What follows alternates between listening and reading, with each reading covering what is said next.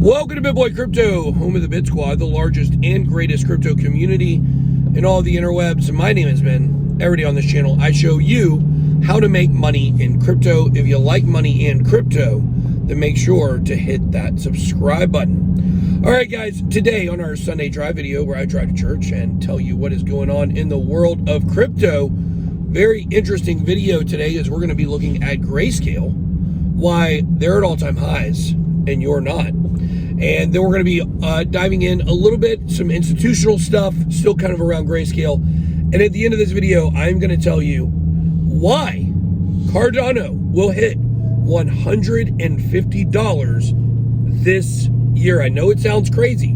That's what Charles Hoskinson says. I'm going to show you a realistic path how it can get there based on history. Also, guys, before we get too deep into the video, I do just want to just reiterate what I said in the video last night, which is if you're looking to buy Bitcoin to make short-term gains, $50,000 is a great price to get in at. A great price. No reason not to get in at this price if you're looking to make short gains and sell the top. However, if you are looking to accumulate for the long term, there may be better opportunities next year. And that's not just for Bitcoin, that goes across the board for every coin. So right now, Bitcoin, great investment right now. You're gonna make money with it. But I believe next year, the price will probably be, more suited for long-term hodling, if you will. So take that for what it is worth. Definitely wasn't saying in the video, don't buy Bitcoin, it's not a good investment, because it certainly is. But I think you guys are picking up what I'm putting down here. I want to make sure that everybody who's getting in, especially through watching this channel, you guys are making the smartest financial decisions, even though I can't give you financial advice, the smartest financial decisions that you can be making. So let's get into Grayscale. So I read a very interesting article this morning as Bitcoin hovers around $49,000 to $50,000. We almost touched $50,000 last night. Or yesterday afternoon. It's, back down to about 49,000 at the time of this recording. I do expect that to go up. I think kind of what I see happening for the next week is I believe we will see Bitcoin go somewhere between $50,000 and $60,000 in the next 10 days. I think Friday we could see a brief pullback, and the next weekend we could have fireworks going back to 60K. That's kind of what I'm anticipating. At some point, we got to get this show on the road. I think we're going to see that. I mean, $47,000 to $50,000 has got to be outside of the all-time high at 64.9. That has got to be the hardest resistance level in this whole game. So we got to get back above that, head to 60, then we can get those all-time highs. See Bitcoin doing a 2x from here. I think we can all certainly see that. But Grayscale has been accumulating, as you guys know, and I was checking this out. Did you guys know that with Bitcoin at $49,000, so basically about, about 70% of its all-time high, Grayscale is now up $1 billion. So Grayscale was up $40 billion, or they had a total of $40 billion in assets under management. This would have been during the peak in May. And now we're seeing Grayscale with Bitcoin at only 70% of its all-time high. We're seeing Grayscale with $41 billion worth of assets under management. And you gotta wonder, how do they do it? Well, I've got two words for you. Financial cartel. As you guys know, the digital currency group runs all of crypto, which is ran by the financial cartel of central banks and, all kinds of who's who in the world of finance and tech and corporations.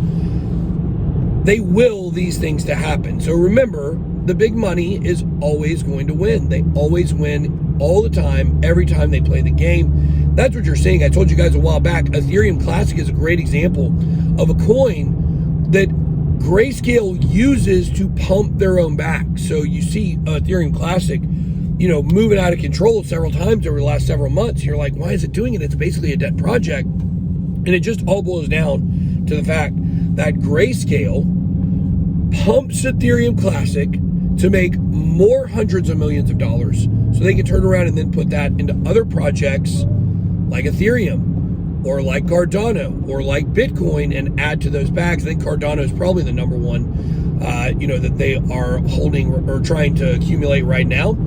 Now, with institutions, we're seeing some very interesting stuff from institutions right now, as there's a lot of misinformation out there, in my opinion. There's a lot of rumors about outflows from wallets. Now, what does this mean? This means that the total number of wallets holding a certain amount of Ethereum, we'll take Ethereum in this case because this is what I was reading about.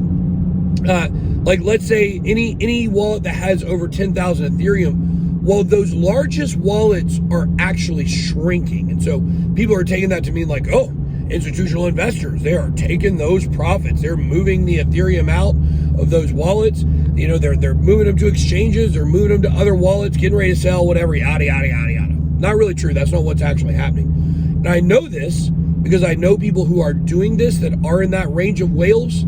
And there have been articles about this. What they're actually doing is you're seeing some of these bigger investors trying to hide their tracks by shrinking their wallet sizes. So if you have a wallet that sends out $500 million worth of Ethereum, it's easy to track that. And we've been showing you a lot of those whale transactions. But what if it was a wallet with $3 billion worth of ETH? Man, that's going to get a lot of attention. So what they do is they take that $3 billion worth of ETH and they move it down into much smaller, much more manageable wallets, anywhere from 100 to 300 million. So they don't look like gigantic whales moving the market. So it's all about hiding. So I'm reading articles from Cointelegraph talking about, Bitcoin going up despite outflows. And I'm just like reading the article and I'm like, they have to know what's happening, or either they're idiots. So that's what we're seeing. We're seeing a lot of people trying to hide their movement. And this makes sense because institutional investors obviously are, in the traditional markets, they're used to doing everything in the shadows and not getting caught with their financial manipulation. But today, thanks to blockchain and its transparency, they can't do that. So they've got to figure out more creative ways to hide their actions over time. Now, let's talk about Cardano. Charles Hoskinson recently said, where's my ADA gang at? He recently said he believes Cardano will hit $150 this year. Now, that's basically about a 60x in the article I was reading. Now, I haven't actually done the math. If it's 250 to 10 would be 4 times 15 would be 60. Yeah, so it's about a 60x from where it is now. You saw that math. Wow, what a genius.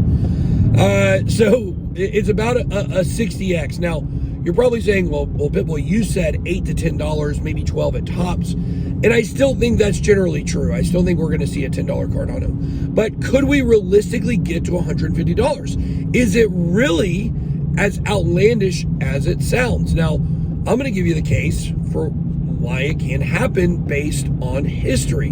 Go back, 2017, Cardano launches. Where is it at? Well, it's around a penny, 1 to 2 pennies. Where did it end up at? I think it ended up at $1.11, $1.18, to somewhere between there, depending on what exchange you looked at. Well, what is that? Well, that's a 55 to 60x. Basically, what Charles is doing is he's predicting, based on the smart contract release, that Cardano will be able to match its percentage performance from 2017. Now, if that happens, we certainly could see a $150 Cardano, and I know a lot of you guys would be extremely rich. I would be extremely rich, and I'm going to be honest with you, I would not hate that. Now, why do I not believe that's going to happen? Why do I think $10 to $12 is more realistic? And my feelings won't be hurt at all if I'm wrong. But the reason why it's more realistic for $10 to $12 is we just start running into how much money is out there flowing into the crypto markets right now.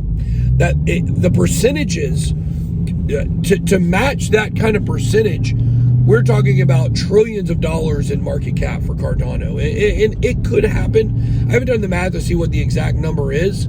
It could happen. However, I don't think we're going to see that much money flowing into Cardano. Now, is $150 a realistic price point for the next bull run? I would say certainly you could look anywhere from $100 to $150. My target for the next bull run for Cardano is probably about $50. I think that's very realistic, but I don't know. What do you guys think? Can Cardano hit 150 bucks? Drop that down below in the chat. I want to know, or in the comments, where is your top most bullish price for Cardano? I'm looking at $20 being my most bullish case scenario for this year. Like for other coins, might be higher, might be lower, but for Cardano, I'm looking at anywhere between $8 to $20, 20 being the most positive case.